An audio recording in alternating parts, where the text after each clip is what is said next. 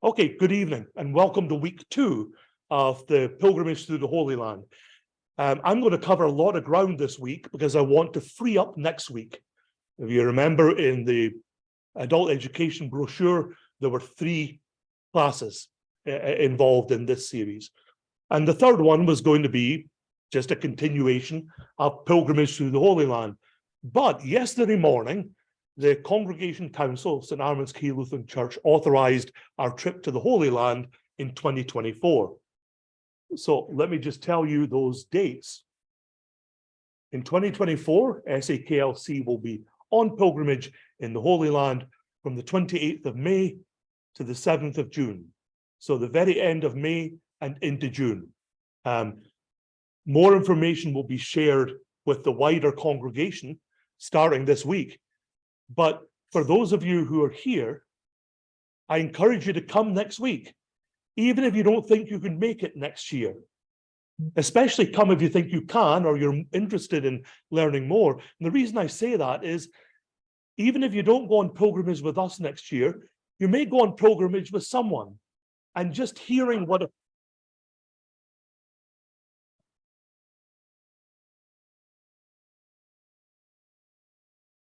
I think we can probably close the door now. The wonderful nature of live broadcasting when you're next to a firehouse. So come next week regardless, because even if you don't go on pilgrimage with us, you may go on pilgrimage with someone, and it would be good to hear how a pilgrimage is structured, some of the nuts and bolts of it, as well as the things that are very much specific to ours. And 2024 is a long way away. So even if you think you might not be able to make it next year with us, maybe you can. So come along next week anyway. Okay? Cool. The maps that are at the back of the room are the maps that were shown on the presentation last week. On one side, a general map of Israel, which shows you the lay of the land. Just to remind you, if you look at that map now, Jordan, Egypt, and Syria are clearly marked. In the north, where it says Golan, those are the Golan Heights. Israel occupies the western slope and the summit, and as you go down the eastern slope, it becomes Syria. Where it says West Bank, that is now occupied by Israel. It was originally occupied by Jordan, and Israel took it during the 6-Day War. You'll also see just on the Mediterranean, a little strip between Egypt and Israel. That's the Gaza Strip. And now you know why it's called the Gaza Strip.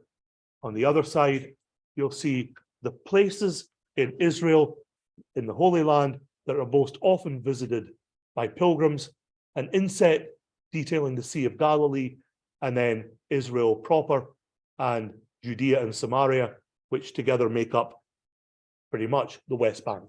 Okay, you can refer to that at your leisure. Anyone online that would like a copy of that, send me an email and I'll send you a copy, not by return mail, but by the end of tomorrow. Okay. Let me just make this go away. There we are. Okay. Before we begin proper, I must commend Louise Hauser. Several questions were asked last week for which I had no accurate answer, which meant I wasn't going to guess, which meant they went unanswered until Louise went home and consulted Dr. Google. And Dr. Google says that Israel is about the same size and a similar population to New Jersey. Florida is 6 times larger than Israel. St. Peter's fish is the local name for a variety of mango tilapia. Yeah. The Sea of Galilee is approximately 33 miles in circumference. The Sea of Galilee boat, also nicknamed the Jesus boat, although there is no claim whatsoever that Jesus sailed in it, only that it was found on the shores of the Sea of Galilee and dates from the time of Jesus, is 27 feet long and 7.5 feet wide. 7.5 feet wide at its widest point. You remember from last week, it's a little pointy on both ends, to use highly nautical terms. The painting at Magdala is known as the Encounter. That's the one behind the altar in the basement chapel at Magdala. And it is of the feet of Jesus, the feet of a centurion, the feet of a soldier, the feet of others, and the outstretched arm of the hemorrhaging woman touching the hem of Jesus' garment. Louise found so many references to the columns at Caesarea Maritima that she says, "Pay your money, take your chance." Someone had asked what that was. Google it and you'll find lots of explanations. Okay. Thank you for your patience, but those who were here last week or even watched the recording last week may be wondering, and thanks to Louise, we have answers. Okay, let me work some wonders with my laptop, and then we'll start tonight's presentation anon. This requires more clicks than I care to count.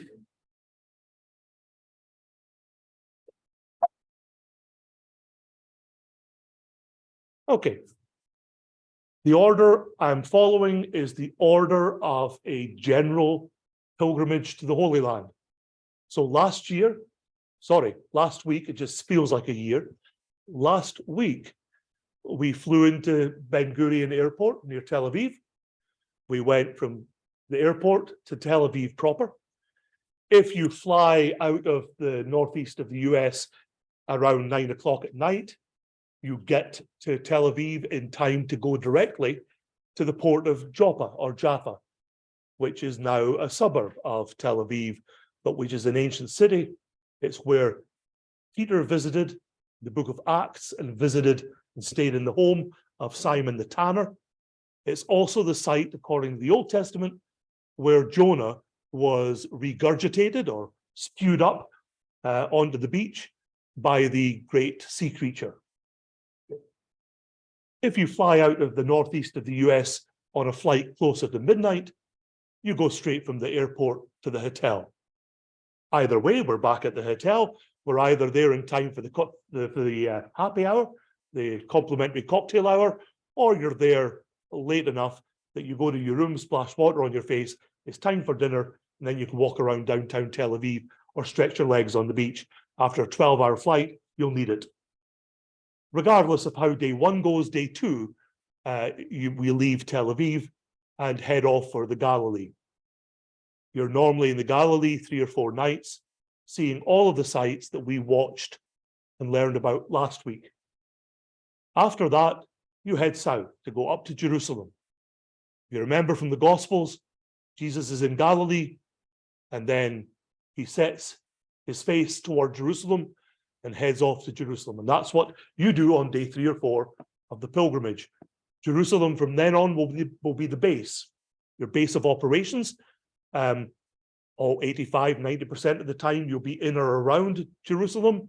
The rest of the remainder of that time will head south and east and head into the Judean wilderness. Not to simply look at the wilderness, although it is awe-inspiring, but we're going there with a purpose, and that's principally to visit the Qumran community, site of the Essene community, also the location up in the hills and the caves where the Dead Sea Scrolls were discovered, also to go floating in the Dead Sea, and to also visit Masada. We'll visit all those places later in this presentation. But we start in Cana. We're on our way to Jerusalem. Cana, the site of the first miracle of Jesus, where Jesus turned the water into wine. The picture you see, and I'm hoping folks online have a goodly sized picture on their screens right now, because we certainly do here. Would it help if I turn one of those lights out? Okay. Hold on. There is no ladylike way for me to dismount from this chair. All I can tell you is be grateful I'm not wearing a kilt.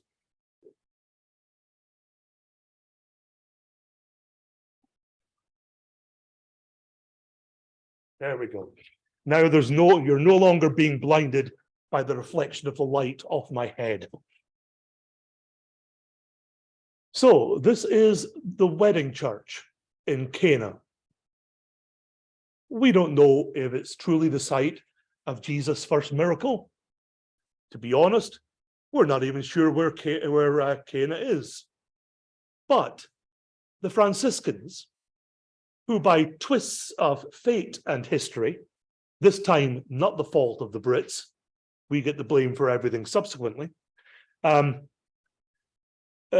Franciscans were made custodians of the Holy Land, custodians of the Terra Sancta, and are to this day. When the Franciscans arrived, looking for the site of the wedding at Cana, the pilgrims from previous years told them this was it. That was in 1641. That's more than a handful of years after Jesus. Is it true? We don't know. But what we can say is that in the basement of this church, below the foundations, are the site of, whoops, you have to forgive me, I'm going to have to stop, exit out of this to admit someone coming in on Zoom.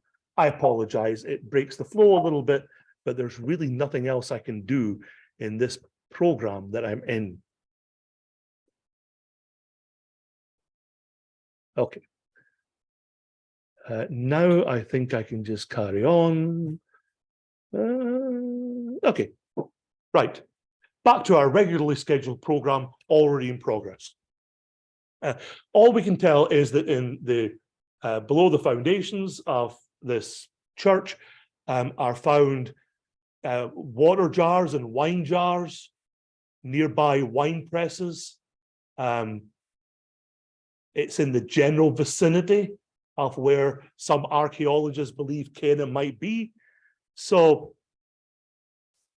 for those of a pious disposition, you will know that sites are meant to invoke your piety, fire your imagination, and draw you closer.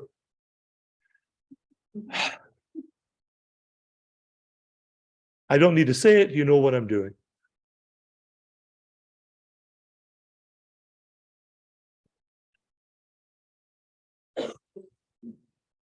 All I can tell you with any degree of certainty.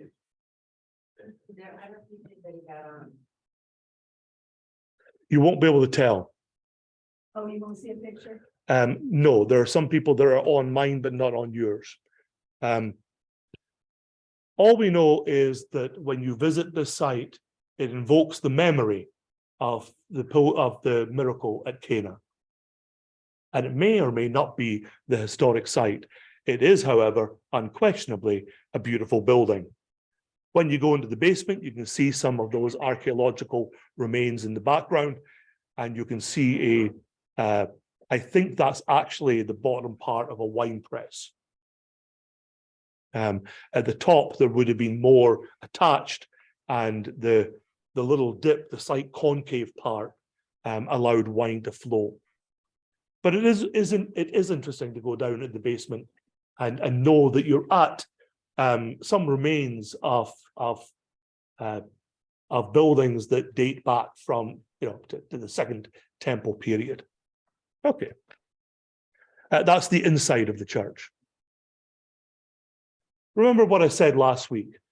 A significantly high percentage of Christian churches in the Holy Land are either new, meaning in the case of Magdala, built in the 2000s, or are new, meaning built in the 30s or 60s.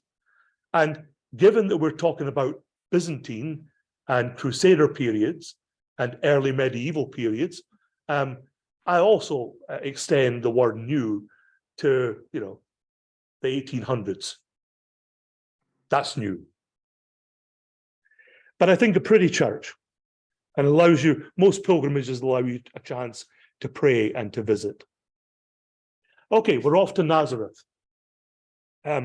This is a uniquely named church in Nazareth. This is called Church of the Synagogue. I know. Yeah, a little odd. In Nazareth, there was a synagogue. We know that because Nazareth was a sizable enough community to warrant a synagogue. But we also know from Luke's Gospel, chapter 4, when in Luke's Gospel, Jesus...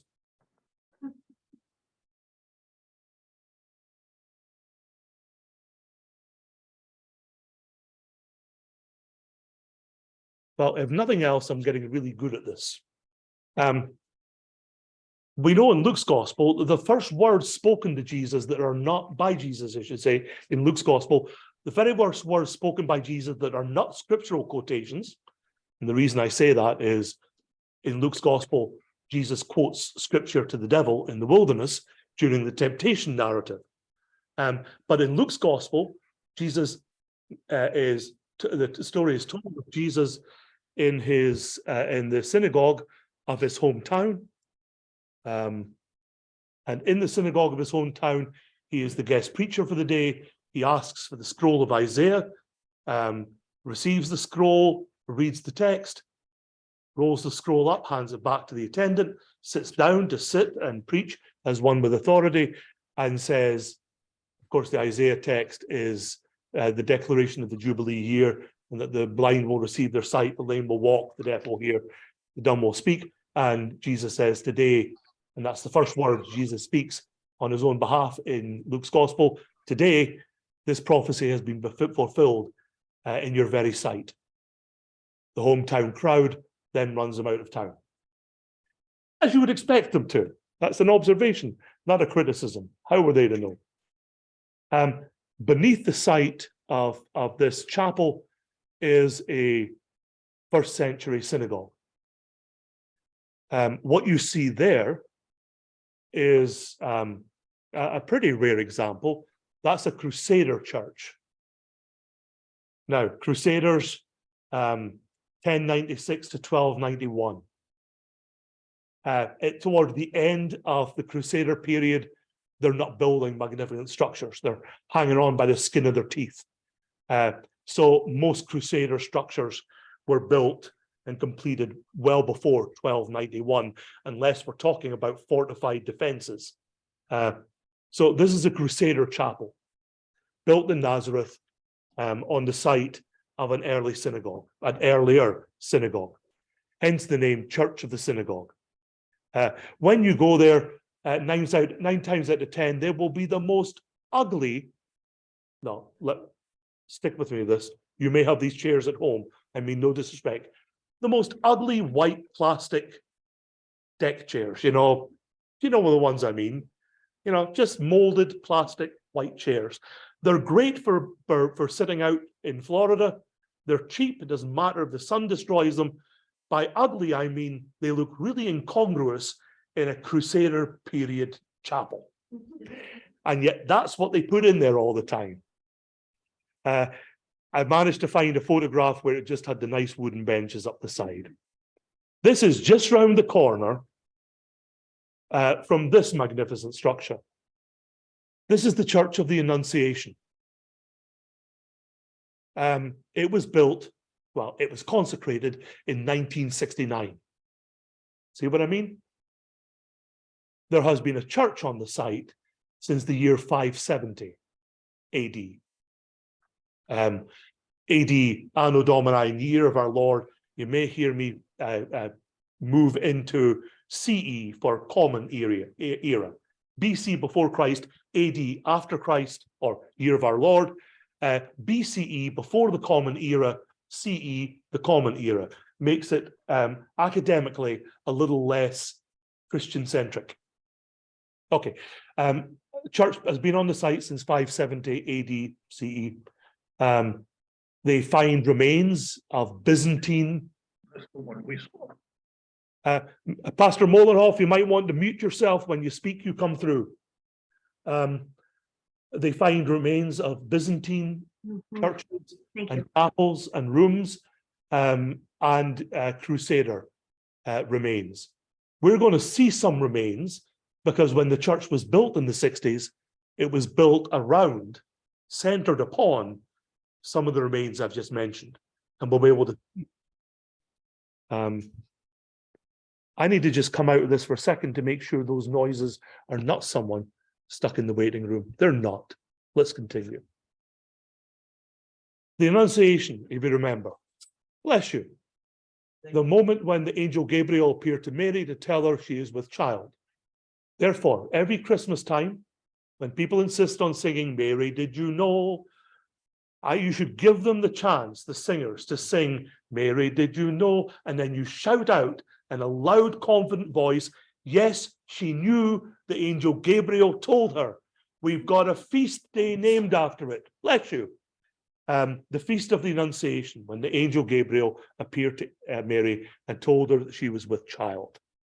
Now, Nazareth was Mary's hometown.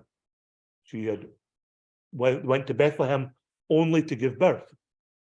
So it's reasonable to assume that her house was in Nazareth.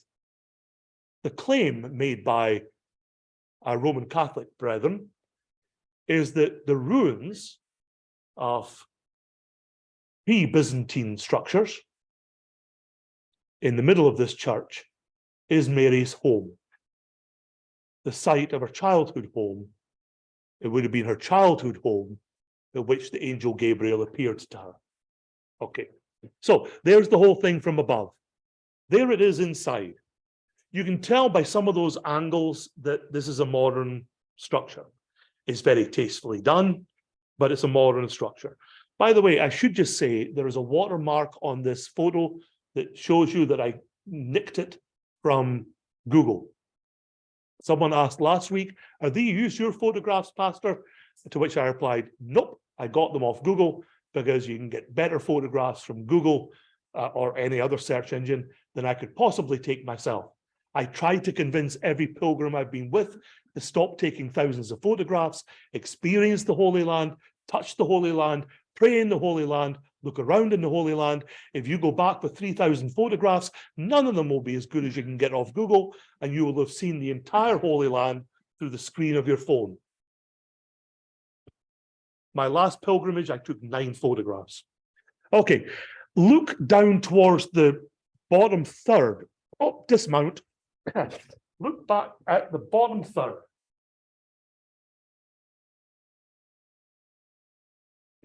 You see that thing that looks like an altar rail? Okay, it's not. You're about to see what it is. That's that altar rail from below. So in the very center of the church is that rail that from a distance looks like an altar rail, but you go down steps and you find an altar beneath it. And you see where the light is, not the natural light coming from the church above, but the artificial light in the center of the picture. That's the grotto that contains the remains of an old building predating the Byzantine period, which the pious, if scholars don't agree, the pious believe is the childhood home of Mary. And that's the altar in there. So it's a little Russian doll of altars. There's an altar, main altar up above. There's an altar directly below. And then when you get into the grotto, working on the principle of you can never have too many altars, mingle and discuss. I don't actually agree with that, but there seems to be a principle in the Holy Land that you can't have too many altars. There you have it. What you see there are remains, are Byzantine remains, and beyond that, some earlier remains, and the pious assumption that beneath these Byzantine remains, you would find that first century, last century BCE and first century CE. So to the pious, the childhood home of Mary. It is quite special to do this. I happened to be lucky. On one pilgrimage, the place was packed. On a second pilgrimage, there was no one around. It made us wonder if we'd broken in by mistake. It's all a matter of luck. But to be able to stay down there, and just a reminder that that's what I'm meaning by down there, it really is quite special. On pilgrimage, when you go into churches, you might discover that there's a mass going on. Sometimes you're not allowed in because there's a mass going on. So your once in a lifetime pilgrimage might mean that you just, Murphy's law of timing, you don't get in somewhere. Or you have to sneak in and pretend to be a Roman Catholic. Yeah, so can I. I've done it shamelessly so many times. Can I ask a question? Yes, you may. What about the synagogues? Do they welcome the pilgrims and the tourists? I wouldn't, oh, hold on. I wouldn't know because I've never gone in one. It would, oh, let me answer that. Oh, and I should repeat the question. You were all meant to remind me. Hold on a second.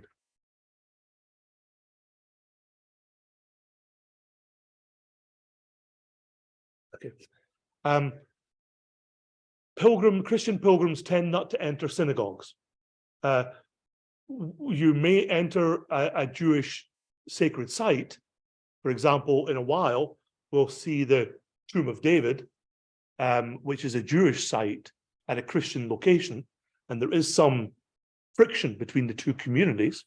But unless, Jackie, could you mute yourself, because as you move your camera around, we can hear you. But Christian pilgrims tend not to have the opportunity to go into a synagogue. Should you find the opportunity to go in a synagogue, it would behoove you to check in at the office to find out which flavor of Judaism you're encountering. I say that because, painting with a very broad brush, there is liberal, reform, conservative, and orthodox and ultra-orthodox.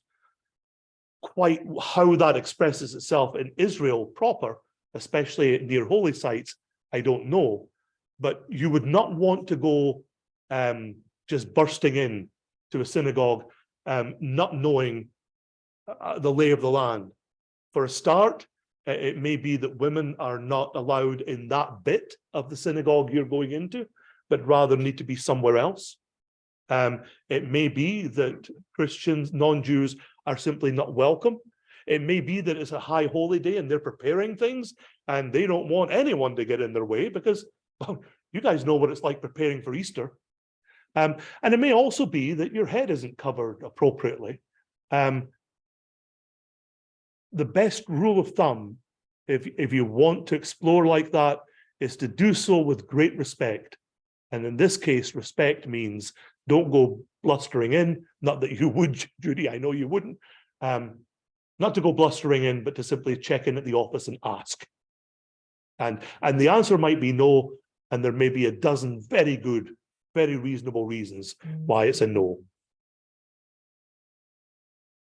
Thank you. Okay, you're very welcome. Stop me at any time with questions. Okay, we are leaving Church of the Annunciation. Oh, sorry, one little note that I made for myself.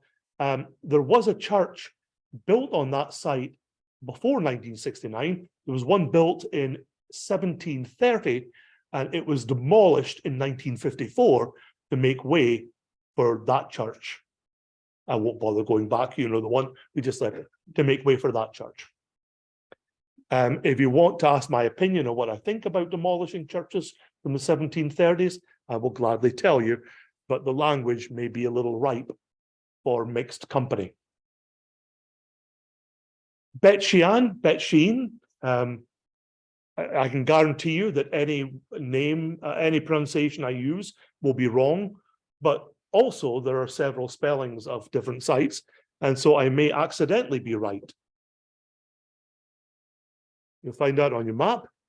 This is a magnificent theater. It doesn't do it justice. I'm trying not to show you 2,000 photos. It doesn't do it justice because I cut off the right-hand side so that you could see where those seats are, see where the stage is, see the pillars that held up the back of the theater, and also see that really quite magnificent entranceway.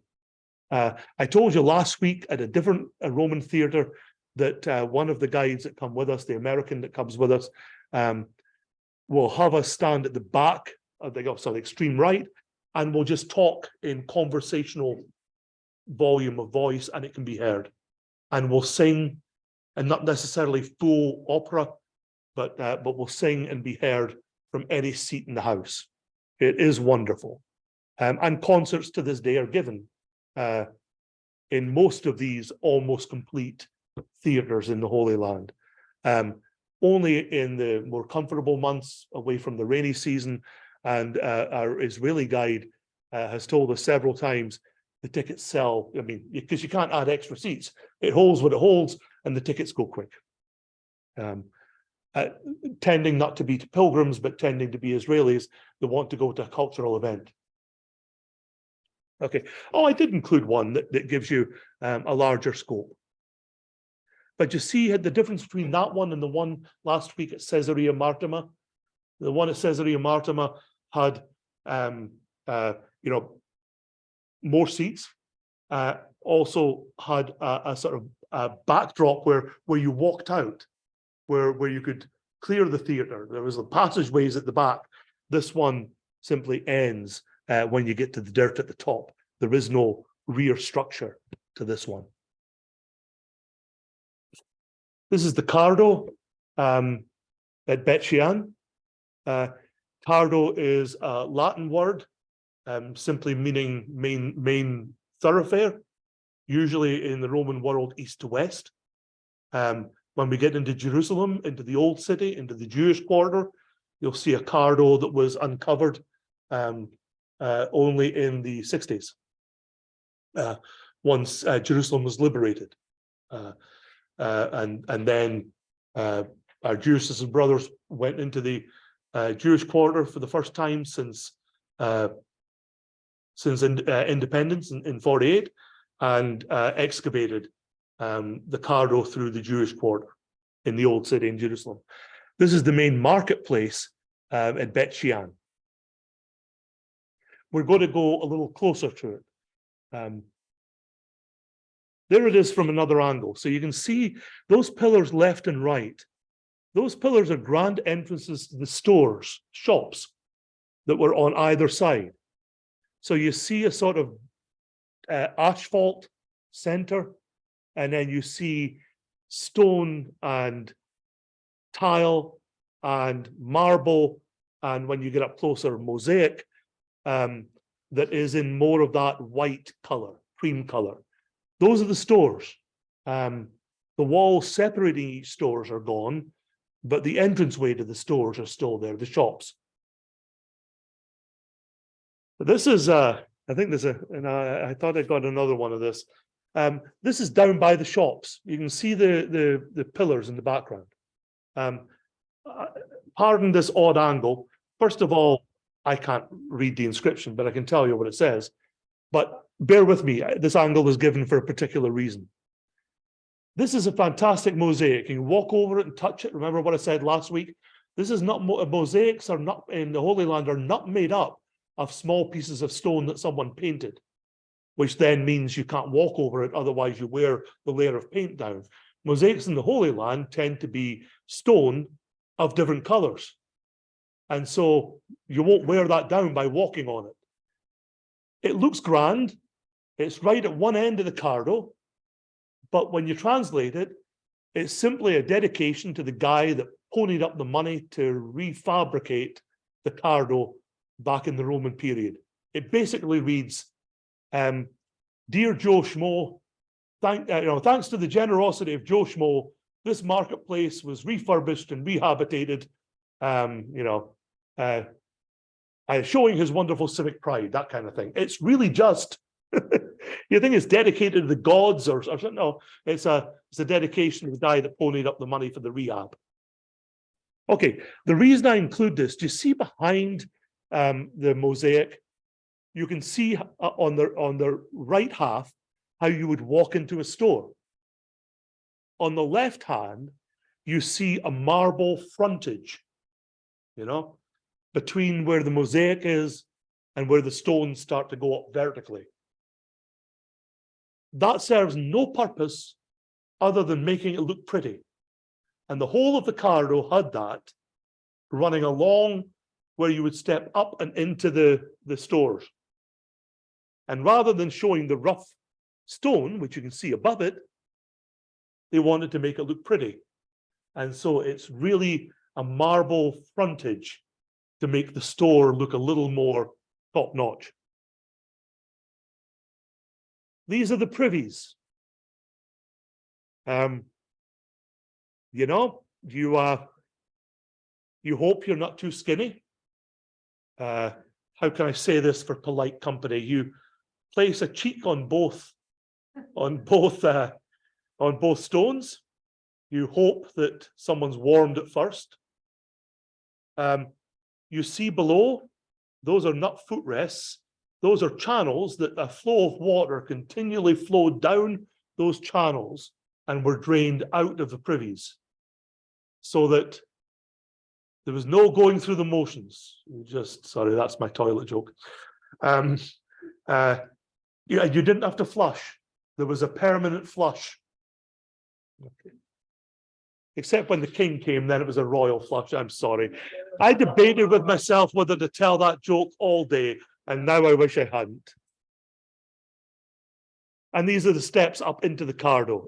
I mean, grand entrance. Look at it. No, sorry. These are the steps up into the bathhouse. In excavations, they found the tokens for the bathhouse. You didn't hand money out in at the door. You purchased your tokens elsewhere, and you simply handed over your token. And they found different tokens for different parts of the bathhouse. So I'm assuming things like, this is your pass. You can go and swim, and then you can steam, and you can this, and you can that, or you could pay a little less and just go to one part of the bathhouse or the other. This is the steam room. What you see there, there's a name I can never pronounce, so I'm not going to embarrass myself. You can see how it worked over to the left of the photo, because you see those pillars, those clay pillars, go under the floor, and the heat was able to move, to circulate through those gaps, and yet the floor was still held up. So immense heat flowed under, and I believe then steam also, once water was applied, rose through vents, and there you have part of the bathhouse. But this would have been a steam room. There would be no need to heat the water like that for a bath, or for a mitzvah or anything like that. Okay, we're moving on from Bet Shean, so I'm relying on you to stop me. We're now in Jerusalem. Okay. Jerusalem will be your base for another 5-6 nights.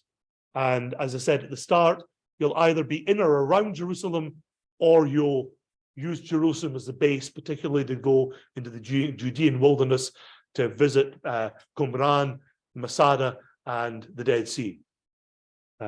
Incidentally, you'll probably end up at some point on a pilgrimage that they drive into Jerusalem, and every tour bus feels it has to play Jerusalem. You know, last night I had a dream so fair. I was in old Jerusalem beside a temple fair. You know, Jerusalem, Jerusalem, lift up your gates and sing, Hosanna to the highest. That one. It's really neat to drive into Jerusalem and hear that played. But you're going to be driving in and out of Jerusalem for 5 days. Believe me, at the end of the 5th day, you never want to hear it again. Here's one of the famous Ken Blythe timeouts and tangential points. The English lawyer who wrote the words to Jerusalem is the same English lawyer who wrote the words to Danny Boy. Go figure. Okay, back to the pilgrimage. We are now in what's believed to be the site of the upper room. Okay, we're actually on Mount Zion, and our two sites on Mount Zion, a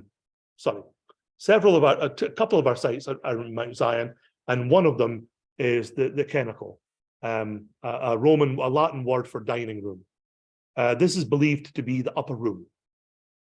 It sits on the site of pretty much the earliest Christian building in Jerusalem, the earliest of Christian sites. Beneath it, and just off to the side, but in the same structure, is the tomb of David.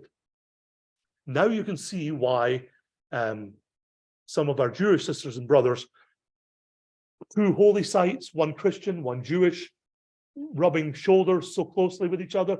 Now, most archaeologists, Jewish and Christian, do not believe that the tomb of David is the tomb of David, nor do Christian archaeologists believe that this is the upper room. But according to tradition, this is the upper room. And both communities are absolutely certain that that building holds both of those, and reason will not prevail. And so there is a bit of rubbing against each other to have a Christian site so close to a Jewish sacred site. What we can say is that this room is old. This room was likely surrounded by the first Christian church in Jerusalem, the first, well, even not church, but just gathering space. It certainly seemed to have survived its Byzantine.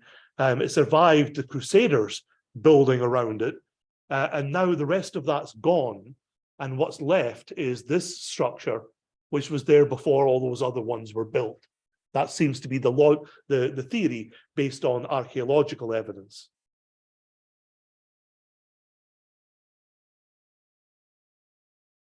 Can I ask another question? You certainly may.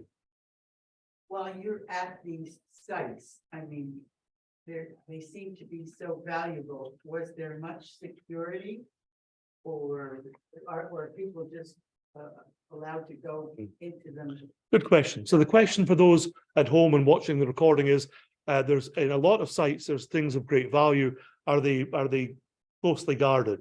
The answer is yes and no.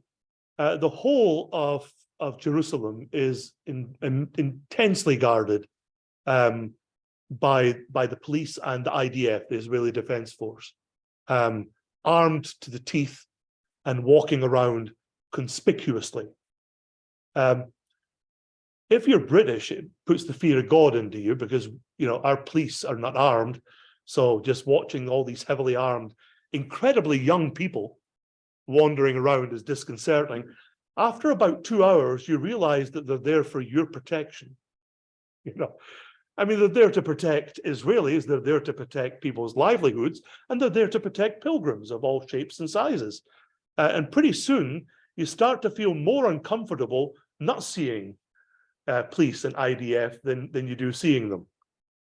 In the churches, there's security there, in part to make sure there are no thieves, and in part there has been an unfortunately recent uptick in extreme Jewish vandalism of Christian sites. Although the most recent one was caused by an American Jew who went over and was mentally disturbed and started to destroy a crucifix, a wooden crucifix, shouting something about idolatry. There have been 2 Israeli Orthodox teenagers who were arrested for desecrating the Protestant cemetery in Jerusalem.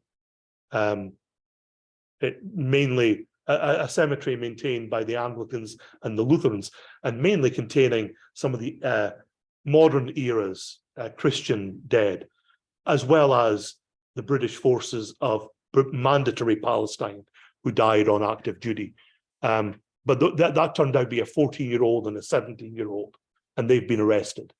But sometimes there is friction. Tends not to be theft. Great question. So that's the upper room. There it is from a different angle.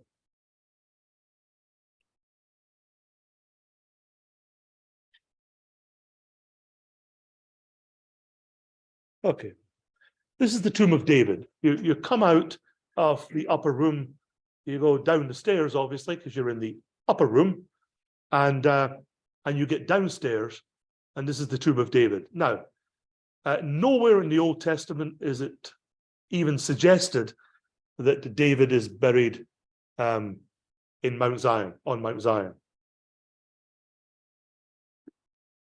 It should come as no surprise that the Hebrew scriptures say that King David is buried in the city of David, which is a section of the Temple Mount, off the Temple Mountain, down a little ways. But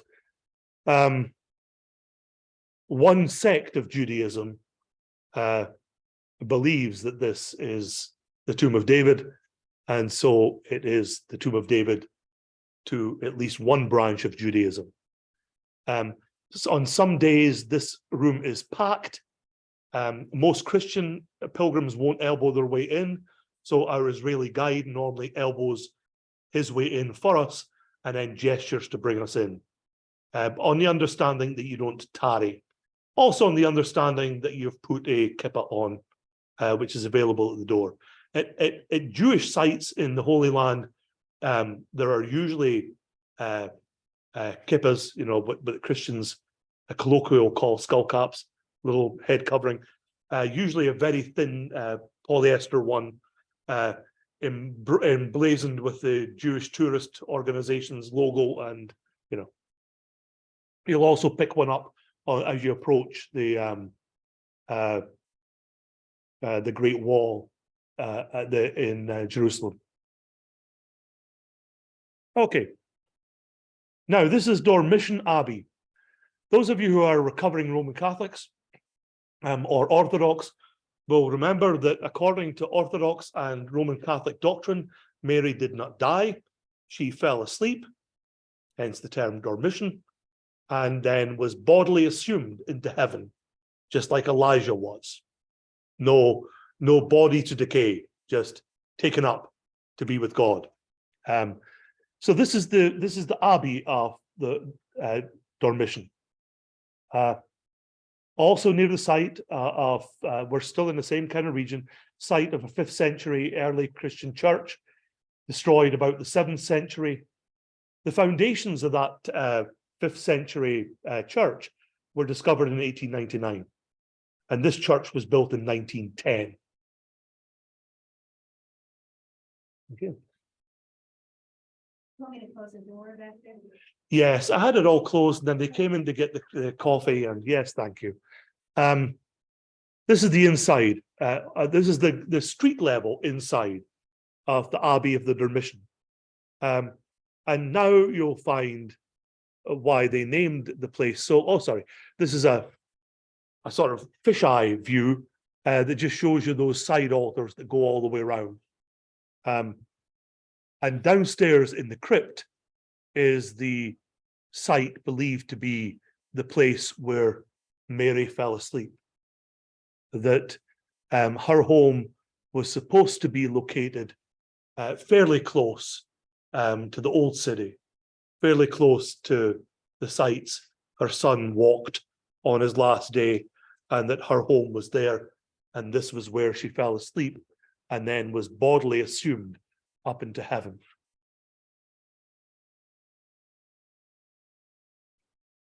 Okay, now we're starting to get to this is my favorite place. Now, up till now, you pay your money, you take your choices. Okay, are they the real sites? Who knows? They might be. The early church said they were. The early church was closer to the time of Jesus than us. They might know what they're talking about.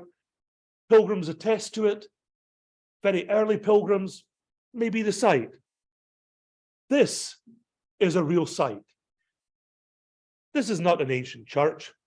This is the church of St. Peter. And then a word that I can never quite pronounce, which is the Latin word for a cock crowing. Gallicantu, I think it is. St. Peter Gallicantu. This is the site where Peter was when he heard the cock crow. Now, you might say to yourself, for the love of Pete, all these other sites you've said, they may not be true, but the pious believe it's true. The early church said it was true. Now you're putting all your eggs in this basket. Sorry, do you see the number of chicken jokes I got in there? Why on earth, Ken, are you saying this site is genuine? Well, I'm glad you asked. Because this is the site of Caiaphas's palace.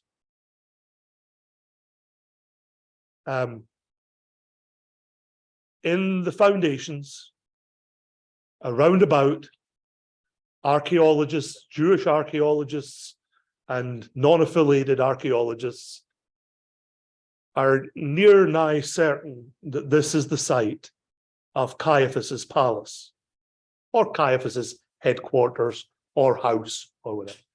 Caiaphas was the high priest who presided over Jesus' trial by the Sanhedrin. So now, for once, I'm not saying if the pious are correct, I'm saying if the archaeologists are correct, the courtyard of this site is where Peter warmed himself by the charcoal fire, having been admitted into the courtyard to figure out what was going on with Jesus. So the Israeli guide will say something like this. This is the site of Caiaphas's palace. If your scriptures are correct, then the archaeologists have said this is Caiaphas's palace. That's the courtyard over there you're all looking at. According to your scripture, that's where Peter stood when he denied knowing Jesus 3 times. Okay, that much we're sure about based on archaeological evidence. It does also show that the pious are sometimes right, because that church was built there before the archaeologists came to the conclusion for sure that that was the site of Caiaphas's palace. It has been a Byzantine shrine since the year 457. We know that because a pilgrim wrote in 457 that he'd been to the site where of Peter the cock crowing. In 1931, this structure was built. It's unique too that it's not overseen by the Franciscans, but by the Assumptionists. So all the brothers here are French. In the lower part of the chapel, which we'll see soon, pilgrims in the Christian pilgrims in the 5th century were, I'm not saying carving crosses, I mean like, they were just cutting crosses, an early form of graffiti as they came on pilgrimage. This is the inside. Remember, 1931. Beneath the church, there are various caves, including structures for which there is only one way in, and that's above. And archaeologists surmise that these are the prisons, the jail cells, given that the high priest would also have a judicial function. If the archaeologists are correct, and this is the site of Caiaphas's palace, and if some of the archaeologists are correct that these are prisons, this could be a prison that Jesus was thrown into. And the term thrown into is literal. You were thrown into a pit, you were thrown into jail, and then a ladder was lowered to bring you out. You weren't treated with kid gloves. It is an incredibly emotional place to be, because even if Jesus wasn't in this one, he was probably in one just like it nearby. That's one of the ways in, and you can see a cross that was carved by a pilgrim. You can see the courtyard of the palace of Caiaphas. The camera needs to go down a little bit because most of the courtyard is in the foreground. So that's the site and this is First Temple period excavations. So those are the site. This is the courtyard of Caiaphas's palace where Peter would have stood.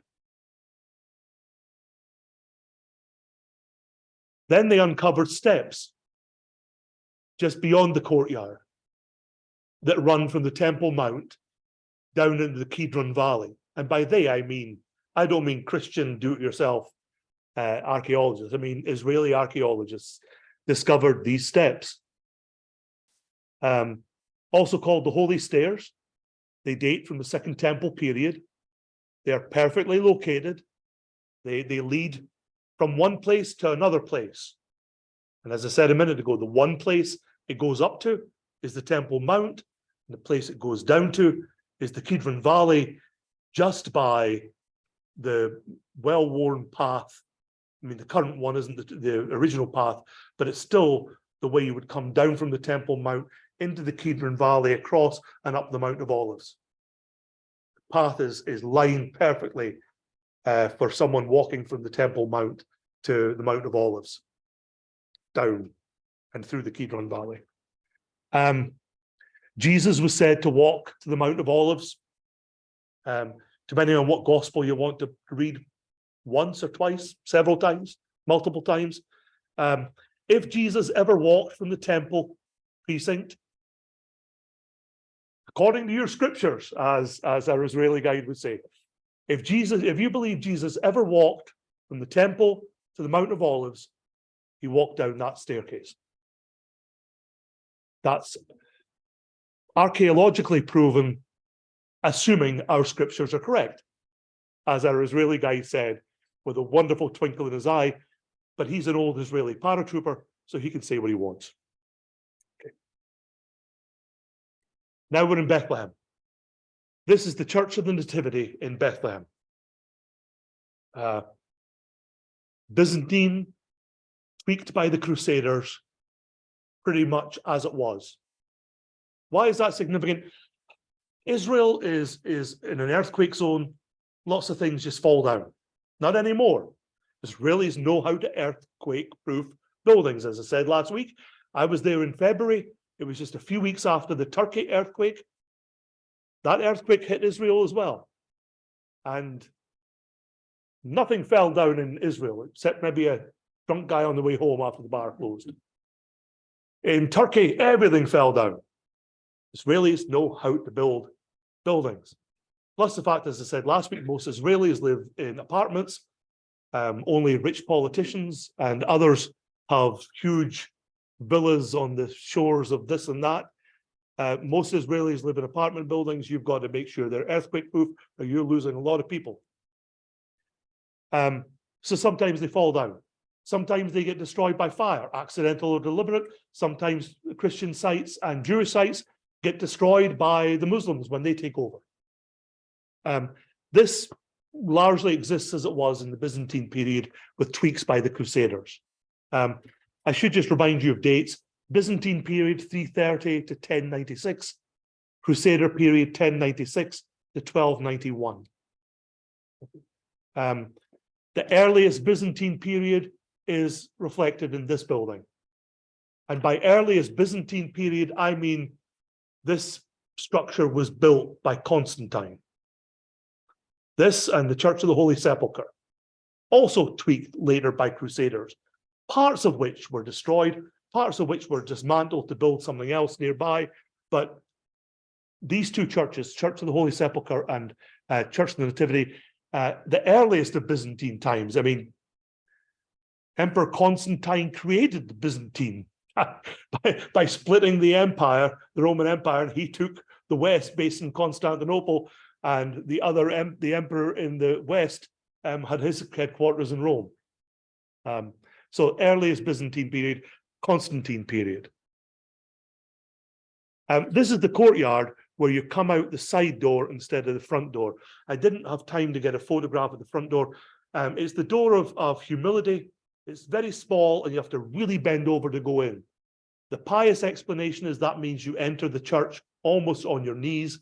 The more practical explanation is that drunken crusaders used to ride their horses up and down the main aisle, and to stop that, they made a very small door in which you couldn't, drunk or otherwise, take a horse. Guess which one I believe to be true? And this is the church next door to it, a way of coming out without going through that other door. And you can see the star above it, Church of the Nativity, remember. This is the inside. Those columns are all original. Nothing had to be rebuilt. It's there. It's been there forever. If you look up left and right, you see mosaic and murals that were uncovered behind plaster a long time ago, and they've left them exposed so you can see them. There's also a walled, a sort of little structure over there towards the left, keeping people off of a very beautiful set of mosaic. Once you go down, once you reach the far end where the altar is, if you look to the right, it continues into a side chapel, and then you go downstairs into the crypt, and that's supposed to be, that crypt is a cave. You can see the cave walls behind it. That star on the floor is the site, historic, the pious site of the birth of Jesus, where the manger sat. That's a replica star. The original one was stolen by the Orthodox, because they didn't like, this is a Catholic church, and they didn't like what the Catholics did. If you go through, and then it became Byzantine again, if you go through the other wall, you get into the caves of the nearby church. So some tour groups, it might be a 3-hour wait to get up and down into this grotto. Some other groups will take you in the next door church and down into their grotto, where you're just a cave wall away from here, but you don't have to queue up. Our Palestinian guide, Church of the Nativity, was her home church. But she's the one whose kids, she has two young kids, and they're currently at the Lutheran school. You always know that because Palestinian Christians have to learn Arabic. That's their native tongue. They have to learn Hebrew to communicate. They have to learn English because everyone has to learn English. And then Palestinian Christian schools make them learn a fourth language. And you can tell which school they went to by what that language was. She went to a French Catholic school. Her fourth language, our Palestinian guide, was French. Her two sons, their fourth language is German. They go to the neighboring German school. Incidentally, another aside, we have when you go on a pilgrimage, you have an Israeli driver and an Israeli tour guide. Yuval has been my driver a few times. I believe he's now coming back into driving. He's ex-IDF and ex-Israeli police and makes for an incredible double duty. He's a wonderful driver and a great security guard. And yes, you don't see his gun, but by George, he has several. And then Ezra is our guide. You are allowed, as you go into the Palestinian Authority area, to go to Bethlehem. You are allowed to keep your Jewish driver, but you must drop off your Jewish guide and pick up a Christian Palestinian guide.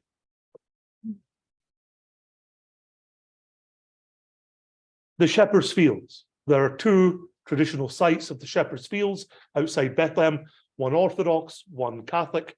I can't even remember which one this is. To be honest, it doesn't matter. This is the site of where shepherds kept their flocks by night. We know that because the caves nearby were the site of storing their sheep.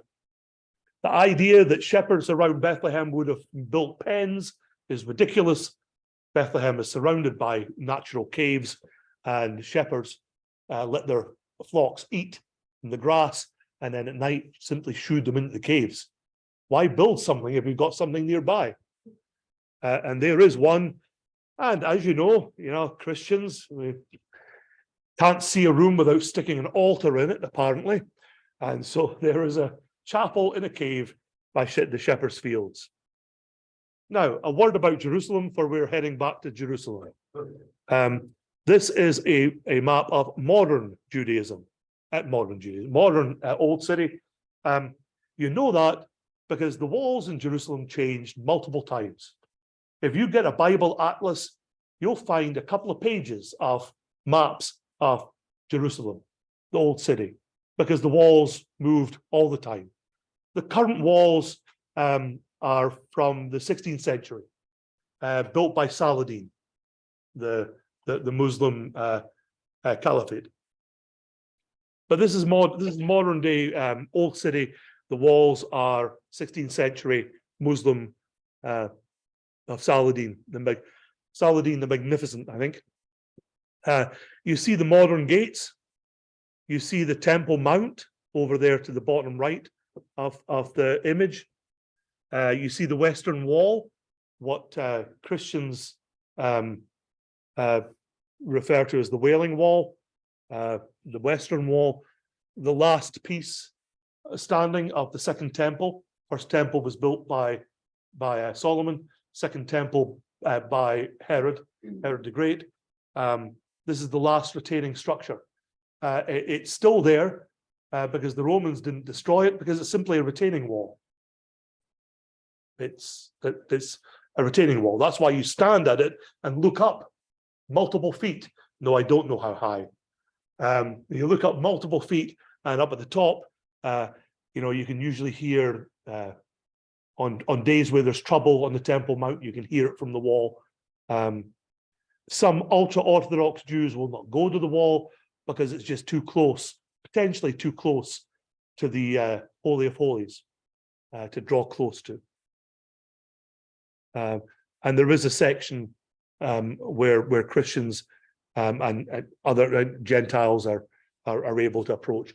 And you see the quarters, the largest section, the Muslim quarter, arguably the smallest, the Jewish quarter, the general Christian quarter, and then the Armenians, because, well, they're Armenians.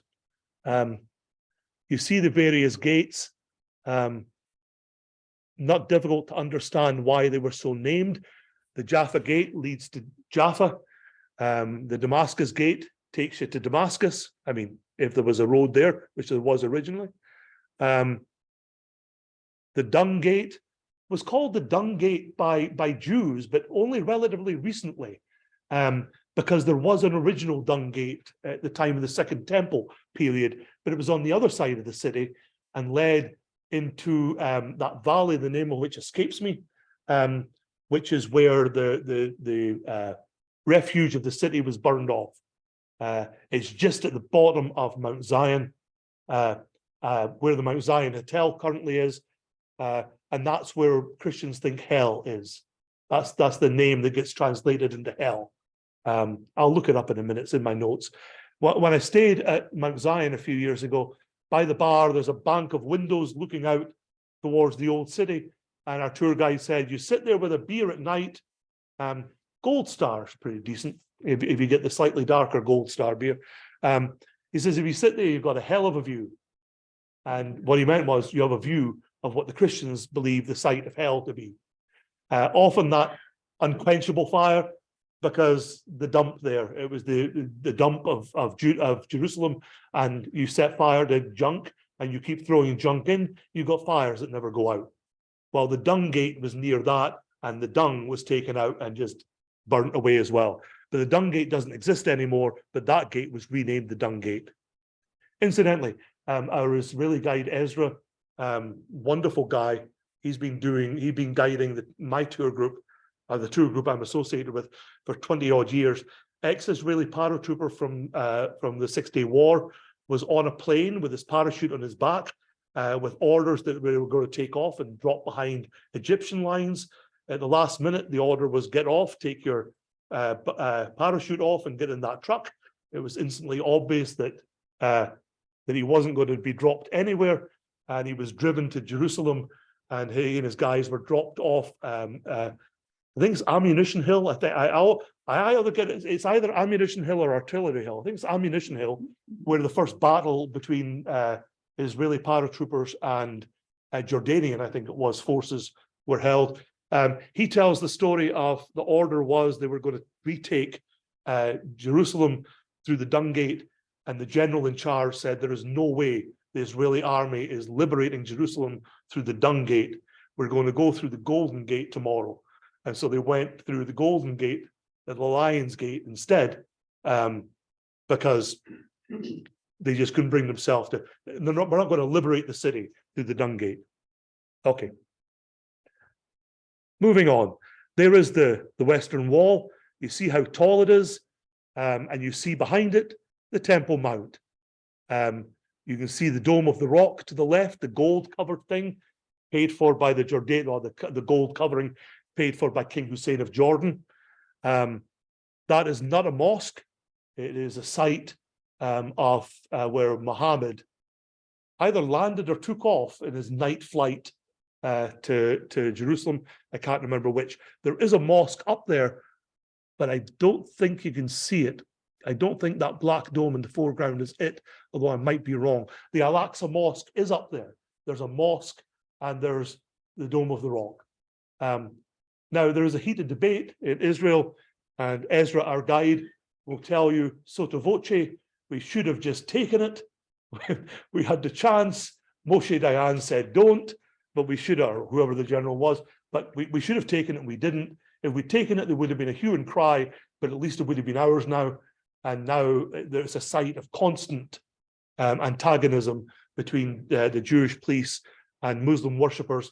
as recently as just a handful of weeks ago, when the mosque was raided to get young men out of there who were trying to stay there overnight with allegedly piles of rock to be used as weapons the next day and some incendiary devices. There we are. The Al-Aqsa Mosque is in the foreground, the black domed building, the Dome of the Rock, the gold-colored building in the center, but the whole of the top is just referred to as the Temple Mount. It was on that site that the Herodian Temple stood. It was on the edge of that site that the city of David once stood and is currently being excavated. You can see the Dome of the Rock there. That's the Lion's Gate, the Golden Gate, that was built on the site of a pre-existing gate, but this is a 16th century gate built by Suleiman the Magnificent. Called the Lion's Gate because there are lions on it, carvings of lions. Suleiman's predecessor had a vision, a dream. He'd intended to destroy Jerusalem once captured, and in a dream he was told that if he destroyed Jerusalem, he would be mauled to death by lions. Instead, he took the city, and he and his successor Suleiman built the walls to defend it, and Suleiman, to commemorate that, built that gate. Then, upon hearing that the Messiah was to enter the holy city from the Mount of Olives and enter through the Golden Gate, Suleiman bricked it up. It's been bricked up forever. You can get in from the other side, and they largely store stuff in it, tables and chairs for public events. Not very exciting, but a wonderful gate. I think I'm also correct in saying that Suleiman also had a Muslim cemetery constructed, which is what you see in the foreground, believing that, allegedly, according to legend, that the Messiah, being a very observant Jew, would not walk through a cemetery in order to enter the city. I think whoever, whenever you believe the Messiah to come again, the idea that a bricked up wall and a cemetery is going to dissuade him, well, I don't believe that for a moment. This is Bethesda, the Bethesda pools. Long assumed to be in that area, and they could never quite find any archaeological evidence that would lead an honest archaeologist to say that it was the pools of Bethesda. And then they discovered the correct number of pillars in the correct place, which is recorded in biblical and extra biblical terms. And now they're fairly certain that this is Bethesda. For Christians, Bethesda is the pool where Jesus visited, and the man who sought to go into the pool so that the bubbling water would heal him, the water that just naturally bursts out of limestone when limestone can't hold any more water. But he was too ill and couldn't get to the pool before the water had all been discharged and the bubbles stopped. And he said to Jesus, "Can you carry me to the pool? I've got no friends or family to do it." And Jesus said, "Get up and walk." And that was one of the miracles. And that's where that miracle took place, the pools of Bethesda. The pools of Bethesda were created by our Jewish forebears and their creative use of dams, probably in the 8th century BCE, the 8th century BC. The first pool of Bethesda was created. That's a long time ago. And then it was added to. So they're really pools at Bethesda. Okay, so we're in Jerusalem. And we want to walk the way of Jesus. It is a very special thing to walk the Via Dolorosa, the way of sorrow, the road of sorrows. How do I say this without offending every Roman Catholic? The chances of that being the route that Jesus took are slim to nil. Yeah. For a start, they made an assumption. They made an assumption that Anatolia Fortress would be where Jesus would start. except Josephus and Philo and lots of other scholars of the time left us ample evidence, and now archaeologists have proved it, that Pilate didn't stay in that fortress. You remember, Pilate's headquarters was in Caesarea Maritima. He only went to Jerusalem when he needed to, and he went to Herod's palace in Jerusalem. Archaeologists now know that to be true. And the accounts that said that he discharged justice from the pavement outside Herod's temple, pavement's been found. So on Herod's temple, Herod's palace, I should say, Herod's palace I'm talking about, they found, Jewish archaeologists have found the corner of that over by the Jaffa Gate. So Jesus didn't start from the Antonia fortress. Plus the fact that First Temple Jerusalem is about 10 or 15 feet below the streets of present day Old City Jerusalem. Not because anyone's pulling a fast one, but it's just that's what happens. You build up, you know. But we do know that, we do believe that the last several stations are in the Church of the Holy Sepulchre, which we'll get to in a bit. We believe that to be the true site of Golgotha, also known as Calvary. And the parts of the Via Dolorosa do generally follow a street pattern that may have been mirrored at the time of Jesus. But here's the thing. The Via Dolorosa came after the Stations of the Cross. The Stations of the Cross came up in the medieval period as a way of pilgrims being able to go to Jerusalem when they couldn't go to Jerusalem. And the Stations of the Cross around the inside of a church allow you to go on pilgrimage to Jerusalem. And then in Jerusalem, they said, wow, we should have the real thing here. And they simply tried to replicate it as best they could, taking a couple of wrong turns along the way. But you are walking in the vicinity where Jesus walked, and that's pretty good. And as I said, it's only in the modern era, the very modern era, that people started to believe, Josephus and other writers, that Pilate did not dispense any form of justice from the Antonia fortress. Okay.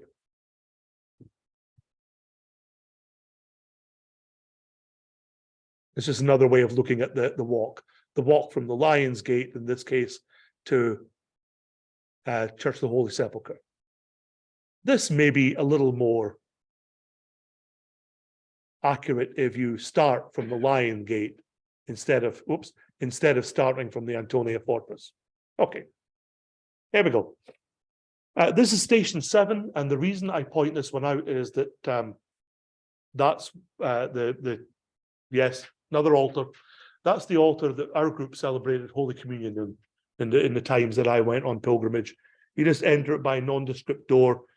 Station 7 or 8 are there, they're on different levels. You see that dark part behind the fan on the right? That's recently excavated, which is why I couldn't find a photograph of it. But on the back wall of that dark vault is a gate, an old gate out of the city walls from the time of the Second Temple. And if Jesus walked through Jerusalem and went out of the city to be crucified, and if the Church of the Holy Sepulchre is that site, that's where he would walk out. Okay? Because just round the corner is the traditional site of Calvary. Remember, place of the skull. Calvary in Latin, Golgotha in Hebrew Aramaic. Place of the skull. This is the Church of the Holy Sepulchre. Original sections built by Constantine. How did he know to build there? His mum told him. Saint Helena went on pilgrimage in the low 300s CE, AD, and asked the local Christians. She converted to Christianity before her son, the emperor, did. And she asked the local Christians, where are all these sites? And they said, oh, Calvary's over there. And she said, well, it doesn't look like a quarry to me. And they said, no, the quarry is beneath that pagan temple. The Romans got PO'd at all the Christians making their way to that site to venerate it. And they thought, how better to keep Christians away, build a temple, a pagan temple there. So they built it. Helena ordered the temple destroyed, and lo and behold, under it were the remains of a quarry. And that's Calvary. There is there isn't a carving that says, hi, I'm Jesus, I'm getting crucified here.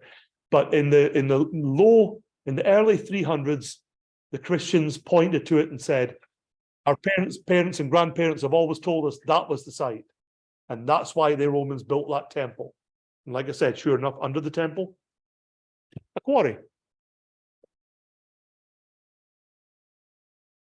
Inside the Church of the Holy Sepulchre, these are the stairs going up to Calvary. They're almost immediately on the right as you come through the door. By the way, the doors in the temple, the key is kept by a Muslim. His family have kept the key for the past several centuries. It just gets passed down because the Christians can't agree who gets to hold the key. Because the Church of the Holy Sepulchre is controlled by all the ancient branches of Christianity. Roman, Orthodox, Armenian, Greek, Russians, they're all there. And they all compete. And go online and Google it. Every so often, fistfights break out. You haven't lived till you've poured a beer and watched a bunch of monks try and beat the living daylights out of each other. It's very entertaining. For everyone except the monks. And for anyone who loves Jesus. But those are the steps up to Calvary. Oh, so the door getting closed. I had a sleepover in the Church of the Holy Sepulchre in 2019. If you put your name down and your name's on the list, when they come to close the door, a monk comes out, and if your name's on the list, you get to stay the night. And you get to watch the doors get closed. And only a Muslim can close the doors, otherwise the Christians start fighting each other. Door gets closed. Door gets bolted. Little door in the door gets opened, and the Christians communally shove a ladder through. The Muslim gentleman puts the ladder against the door, climbs up, locks the door, climbs down, knocks, the little door in the door opens, ladder goes back in, door closed, you're in for the night. It's wonderful. Incidentally, there is a ladder a couple of stories up. It's been there. Let me get my date right. It's been there since 1852. A workman was working on the outside of the temple of the Church of the Holy Sepulchre when the status quo was instigated, which meant everything was frozen in time. And whoever had something, that was theirs. And whoever looked after something, that was theirs. And nothing changed since 1852, which meant that that ladder, which was there when the status quo kicked in over midnight, had to stay there because no one could agree who was going to move it and whether it could be moved. They will know that we are Christians by our love, by our love. They will know that we are Christians by our love. It was wonderful spending the night there. It was cold and there was no toilet paper. However, with the door opened just a crack, I did see a very friendly Armenian woman who kindly gave me a single piece of tissue. A lifesaver. No, but it was wonderful to be able to walk around all night till about 4 a.m. when the door gets unlocked and the early pilgrims come in. It was very special. I befriended a cat which crawled on me and then went on my shoulder. And then the monks came in to purify the place. And I stood up and I swear it was a Franciscan friar who looked at me and did a double take because I'm standing there with a cat on my shoulder. He was probably thinking, it should be a parrot. Here we are, tastefully done. This is Calvary. This is Calvary. It's not to everyone's taste. That's an understatement. But beneath that altar, you can see the rock, and there's a star, a hole there, with a star with a hole in the middle, and you can put your hand down and touch the rock, as long as you approach the altar on your knees. There are several altars up there because the Christians can't agree which one is the real altar. I think that's the Orthodox one. It looks very Orthodox to me. There's nothing Roman about that at all. think the Romans are off to the right. Although having said that, that is, you know, that black thing that's semi-circular there, just to the right of all that stuff, and before you get to the other altar, there's like a box. That's a very ugly statue of the Blessed Virgin. So just in case you think I'm saying that only the Orthodox have odd taste, Rome managed to mess it up as well. This is the church, the table of unction. This is the alleged site of where Jesus' body was taken down off the cross and laid and anointed and wrapped. This is a good place, though, for ecumenism. Visiting patriarchs can all just venerate this without annoying any other patriarch. You'll often see the Pope and Archbishop of Canterbury and others venerating this red stone. This is just round the corner, so if you see the sunlight coming in from the right there, that's the door open, that's natural daylight. If you see that lantern on the right there, on that row of multiple lanterns, if you look between that and the second one, you see a woman's head. If you go over her head and keep going into that corner, that's where the staircase, the Calvary, is. See the woman on the extreme right gazing up adoringly? Her back is to the passageway that takes you round to the tomb of Jesus. And that's the tomb of Jesus. This is the edicule inside the Church of the Holy Sepulchre.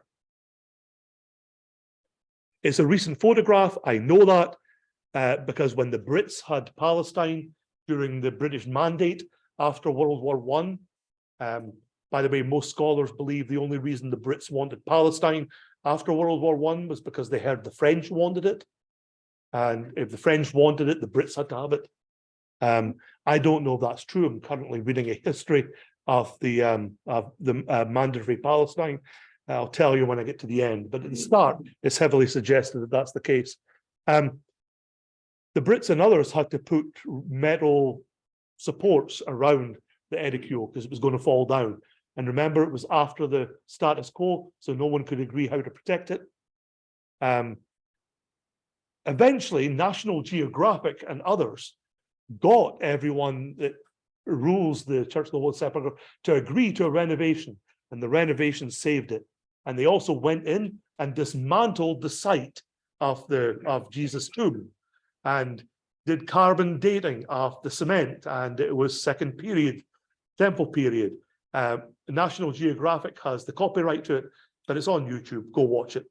In exchange for giving millions to do this, National Geographic got the right to film it. So you go in there, and there's two little rooms, and the final room, there it is the tomb of Jesus.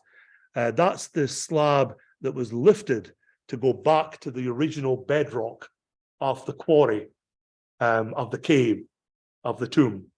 And where that priest is standing, they discovered that there was more during that National Geographic renovation. They discovered there was more of the quarry there than they ever believed. And so they left the wall they'd taken down, and there's now a glass panel there, so you can see more of the original cave in which it was believed Jesus was buried. It was quite a pleasant surprise. There were no nasty surprises. The carbon dating and the archaeological evidence all kind of held up. Not that Jesus was there, but it was from the time of Jesus, and discovering more of the rock. They just assumed that the rock had been destroyed by Helena or in the Constantine construction or by renovations afterwards. This is the Cardo. We're in the Jewish quarter. This is unnaturally quiet. That's because all the stores are closed, but there are actually stores in each of these bays, archways going down, including one artist. His name is escaping me. He's very famous for doing wonderful realistic paintings of the Israeli Defense Force personnel. Very beautiful paintings. And a few years ago, I got talking to him. He says, "Oh, you're Scottish?" I says, "Yes." He says, "I got my art degree from Edinburgh University." Then he said, where are you from? I said, Dundee. He says, you're not from Dundee. I know a Dundee accent. You don't have a Dundee accent. An Israeli artist criticizes my accent. I don't have a Dundee accent. It's way too posh for a Dundee accent. He was right. Okay, now we're off into the, oh, sorry. And the Cardo, let me just get a date right. 1969, it was excavated. In fact, that artist, he became an artist because his dad was in the Israeli Defense Force in the 6-Day War, was shot in the hand, couldn't be an artist. And so his son, he became an artist. And he was a schoolboy. He was at school playing in the rubble of the Cardo, not realizing he'd one day have a studio in it. And while it was being excavated, he was playing on all the rubble, which is a kind of neat story. Okay, we're in the Judean wilderness. You can tell we're in the wilderness because by George, it looks like the wilderness. This is Masada. Masada was a fortress built by Herod. I'll show you the fortress better in a minute. Herod the Great built it between 37 and 34 BC or BCE.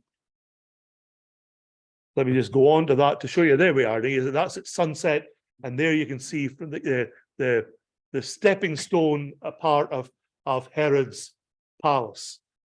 Herod the Great was extremely paranoid. In fact, in Jerusalem, the walls of his palace were so thick that Suleiman's engineers, when they found the walls of the palace, assumed it was the walls of Jerusalem and sent the 16th century walls in that direction, only discovered later that no, it wasn't. They chopped off part of the old Second Temple, Jerusalem. You get up there in a cable car that holds, I think, 60 or so people. From the top of Masada, you can see the Roman encampments. There was a Hollywood version of this made.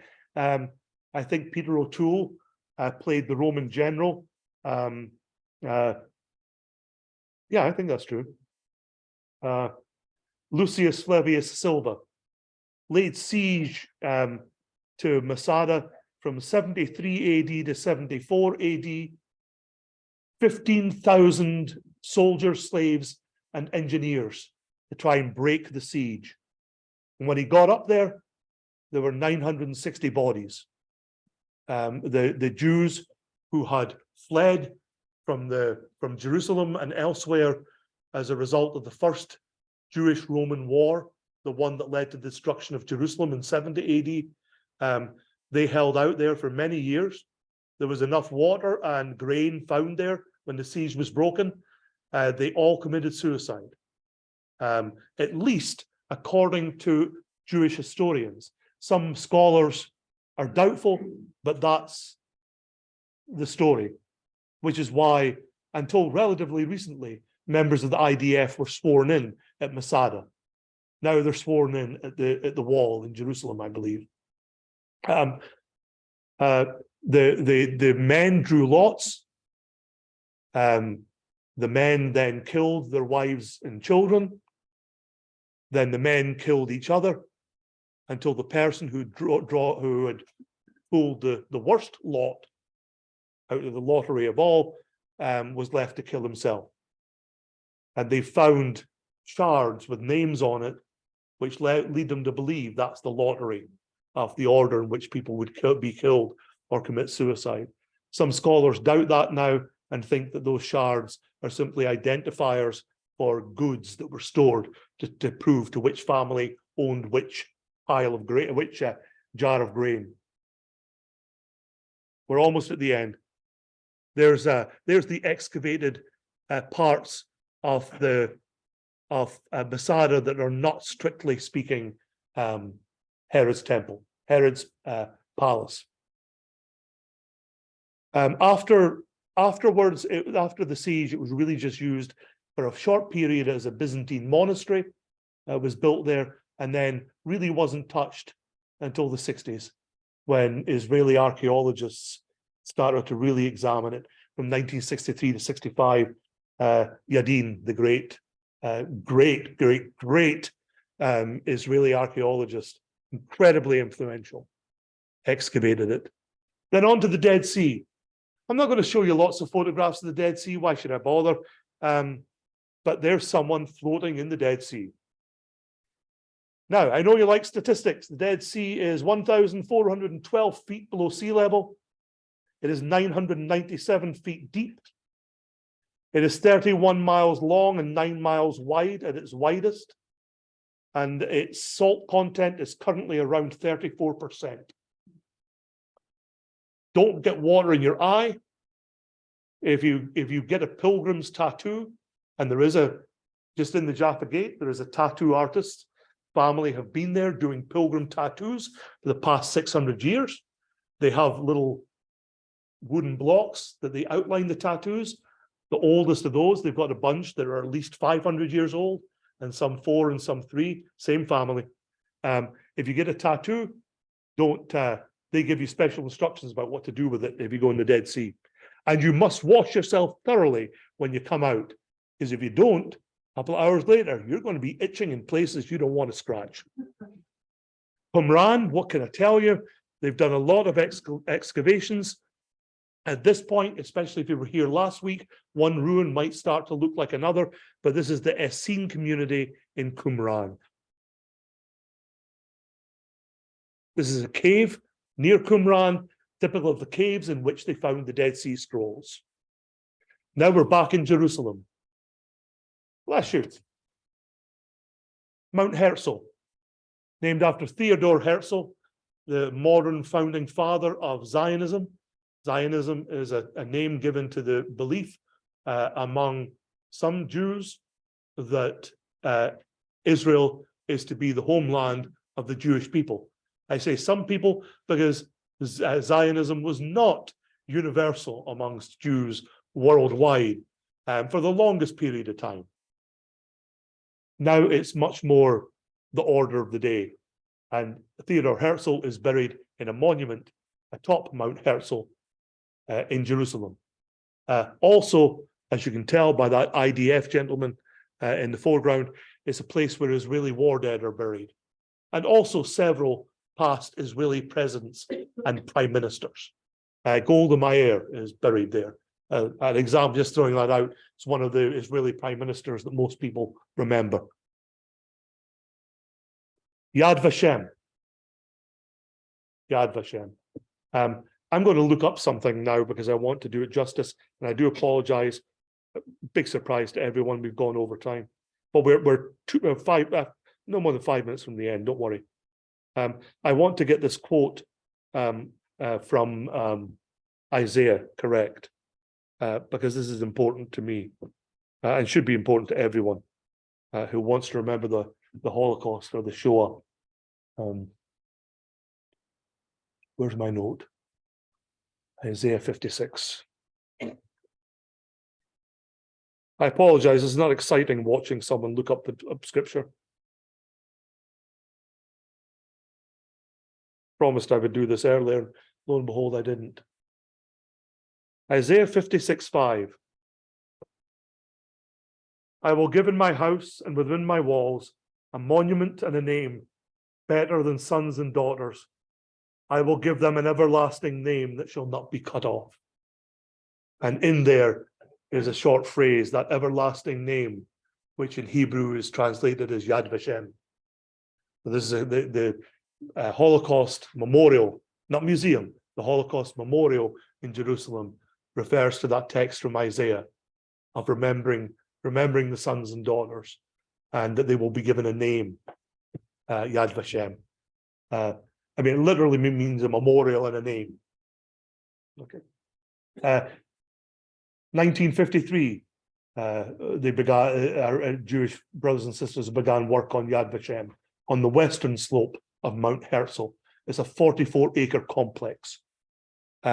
This is I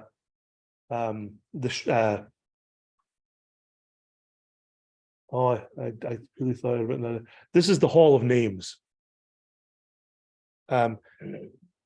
Obviously going up that wall to the ceiling, those are photographs, those are not names. But do you see behind those people? Those are books containing the names of all the known dead of the Holocaust. And it goes all the way around. And you can't do it because it would destroy the books if millions of people did this. But if you had permission and pulled one off the shelf, you would find just name after name after name.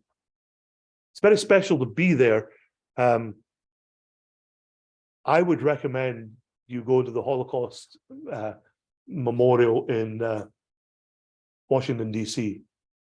It's been put together with an American mindset, an American Jewish mindset. But it tells the story, repeated story of one village, one small town, which is something that a national memorial couldn't do. But it's a very American, very Western way of doing it, the way they did it in DC. And to be in multi-story and to take the elevator up and work your way down is very powerful. Whereas at Yad Vashem, you work your way around. I must confess I was more deeply moved in DC, except for the fact I was in Jerusalem. And there's the names. The shrine of the book, 1/3 above ground, 2/3 below ground. This is in Jerusalem, not far from the Knesset, over in that sort of civil servant area of Jerusalem. This is meant to resemble the lid of a container. There was a shape, a Phoenician shape, the clay jars in which the Dead Sea Scrolls were found in the cave. Some were found lying on the ground, but most were in containers.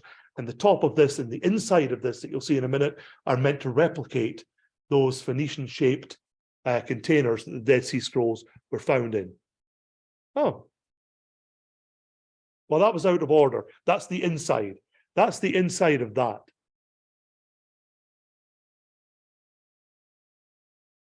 And that is not a dreidel. That's it resembles the whatever the proper name for the handle on which a scroll would be wound. You would have a similar handle at the other end to roll up a scroll. Downstairs, well, around the side are museum exhibits, and downstairs museum exhibits also. The Aleppo Codex is there, which is a 10th century AD Jewish Bible, incomplete because some of it was destroyed getting it out of Aleppo when Israeli independence was declared in 1948. In fact, there were somber meetings held in Israel over the first couple of days of their statehood, believing the Aleppo Codex to have been destroyed entirely, and were delighted to discover, relatively, that only part of it was destroyed. Also on display are Dead Sea Scrolls, but they can't be left out for more than 3 months at a time. They're taken down and replaced with something else. even in that strictly controlled atmosphere, it still is too dangerous. And there are, if you notice, outside dark, outside light, inside dark, the Essene community talked about the sons of light and the sons of darkness. And the architect deliberately plays with the light, with the white and the black, to reflect that great struggle the Essenes were testifying to, between the struggles between the sons of light and darkness. This is the Mount of Olives, taken from sort of, I'm guessing, just a lower part of Temple Mount, maybe over towards the City of David part, and looking up. That's the Church of the Nations at the bottom, and to the left and up is Garden of Gethsemane. So go to the left column on the front of that big church in the foreground. You see trees, they're olive trees. That and the olive trees further up beyond those big dark green trees, that's the Garden of Gethsemane. This is one of the parts of the Gardens of Gethsemane, and in the Garden of Gethsemane you will find at least one tree that is estimated to be 2,000 years old. There's no more claim to that. Did Jesus see it, touch it, grab an olive from it? Who knows? All we're saying is it's the site of the Garden of Gethsemane, roughly speaking, and it's a tree old enough to have been touched by Jesus. And there we are, I think, this is more from the angle of the cemetery at the front of the Lion's Gate, up the Mount of Olives. This is the inside of the Church of All Nations. There is the remains of a 4th century Byzantine church, and remains of a 12th century Crusader chapel. But this building was built in 1924. And in 2020, just a few years ago, Israeli archaeologists working around the chapel discovered a mikveh, a ritual cleansing bath from the Second Temple period. In 2020, you dig a spade in the ground in the Holy Land, you will find something. Remember the story last week of Magdala, where that Catholic priest that wanted to build a guest house and found the Magdala synagogue? It happens. And that's just a final sort of thing to orientate you. You can see the Mount of Olives over to the right. You can see the Golden Gate. You can see where the Temple Mount is, the Alaska Mosque, the Dome of the Rock, where the Western Wall is, where the Church of the Holy Sepulchre is. You could see the Mount of Olives churches, St. Mary Magdalene, not named after St. Mary Magdalene, but Magdalena, the wife of the Tsar. Dominus Flevit, Jesus wept, the site where Jesus wept. A supposed Mary's tomb and church, all on the Mount of Olives. And then up at the top of the Mount of Olives, the Church of the Ascension that we saw earlier. Oh, the Pater Noster Church, the Church of Our Father, the site where Jesus is supposed to give in the Lord's Prayer, and the Carmelite Covenant. Not sure why Seven Arches Hotel is in there, but hey, if you ever want to stay, knock yourself out. The Garden Tomb I'm not even going to talk about because it's not really the tomb. It's clearly a Second Temple tomb. And that's it. I apologize for running over. As I said, there was meant to be a whole third week next week that was meant to have half of this, but we got through it in 2 weeks. So remember, those at home, those watching the recording afterwards, archived on the website, and all you here present, come next week. I'll give you, I think, a very thorough explanation of our plans for the pilgrimage at the end of May, start of June 2024, including costs, the details of the meals, what airline we'll fly with. I can show you the hotels we'll be staying at in Tel Aviv and in Tiberias, right on the shore of the Sea of Galilee. You'll sleep for a few nights on at the edge of the Sea of Galilee, and then also the hotel in Jerusalem. And I'll give you a really good flavor of what any pilgrimage would look like, the planning and execution of it, but particularly tailored to ours. I thank you for your patience. I thank you for joining us. Good night all, and God bless.